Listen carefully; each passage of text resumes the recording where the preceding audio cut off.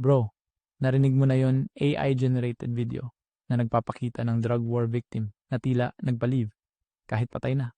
Oo dito, brother ni Shira Escudero, umani ng hate kasi may AI deepfake na nagsabing I'm alive, parang ghost vlogger. Grabe. Ito pre. Yun output ng Hutchinson or Common Sense kung sino ang may AA troll army. Filipino politics meets sci-fi horror. Parang campaign headquarters, may script, tapos AI, bahala na. Netizens belief, walang fact check. Katulad ng post sa Reddit, sabi nila, they don't bother to fact check or look up terms, assuming everything is true. Ang problema nga, Duterte or Marcos Campo, may kanya-kanyang bot, parang nag-meme war. Parang Breaking Bad Remix, Troll Edition. Exactly. Isa pang insider joke sa Reddit, they're intentionally baiting them.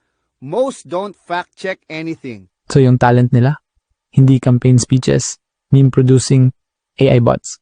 Bro, comedy gold, pero nakakatakot. Sus! Next level political support. AI version ng supporter, available 24/7, walang pahinga, walang emoticon malfunction. Twist punchline. Kung ganito na ang style ng politics, sino pa ang kailangan nating human campaign staff? AI na lang daw entire cabinet. Pero ayaw mo na kaya mag-resign lahat. Pero wait, marami na namang nag-resign courtesy ni Marcos after midterms. Parang AI-generated cabinet shake-up. AI bots pa rin? Bro, baka ang tunay na nangyayari. Courtesy resignation, AI edition. Ayun na, campaign slogan nila. Vote 2028 powered by AI disinfo. Hype na yan sa memes. Pero totoo pre, dapat mag-fact check bago mag-share. Di negligence, baka delikado.